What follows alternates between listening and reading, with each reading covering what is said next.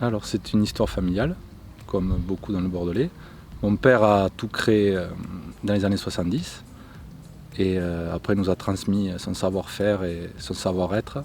Je suis arrivé en 2004 et mon frère en 2006. Et voilà, et depuis on est tous ensemble et on fait une force de travail et de management. Oui, la première année, ça a été compliqué parce que je me croyais encore à l'école, donc avec mon père, et je prenais mes cahiers dans le chai pour lire et tout. Il me disait arrête, ça se fait pas comme ça, c'est au feeling, on voit comment ça fermente, on voit comment ça travaille. Pose ton cahier et viens plutôt voir. J'ai été très scolaire, pourtant j'étais formé depuis petit, mais j'avais tellement peur de mal faire, donc j'avais tous mes cours au milieu du chai. Depuis petit en fait. Nous, notre garde d'enfants, c'était les vignes.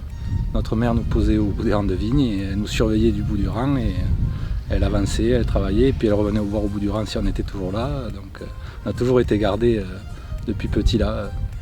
Donc c'est pour ça, petit, j'en avais un peu après eux, donc après les rangs de vignes. Je disais pourquoi on est là, pourquoi on n'est pas à la maison, et en fait j'ai pris l'habitude et j'ai aimé ça. J'étais passionné par les rangs de vignes. Mais c'est un vin qui plaît déjà à celui qui le fait, mais surtout aux consommateurs. À l'heure actuelle, l'important c'est que les gens rachètent le vin. Parce que c'est très important de le vendre une première fois, ça c'est bien. Mais qu'ils y reviennent, c'est la meilleure solution, la meilleure chose qui peut arriver à notre produit. Mon premier souvenir, c'était mon premier hiver vraiment dans les rangs de vignes. J'avais 20 ans. À me retrouver, il faisait -8, je me suis recru en Antarctique. Je me suis dit qu'est-ce que je fais là, c'est pas possible et tout, il fait froid et je devais tailler la vigne et je me rappelle, c'était vraiment un souvenir de viticulteur en vrai là, c'était le vrai quoi.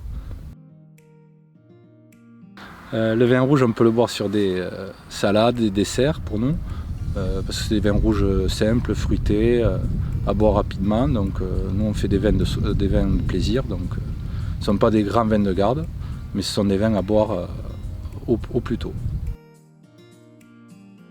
Pour faire une force, et puis je crois au projet, donc je pense que c'est la meilleure solution pour s'en sortir, c'est de monter une alliance et de montrer qu'on est tous ensemble et qu'on fait les mêmes choses tous ensemble, qu'on va tous dans le même sens. Si j'ai un secret, je parle aux cuves.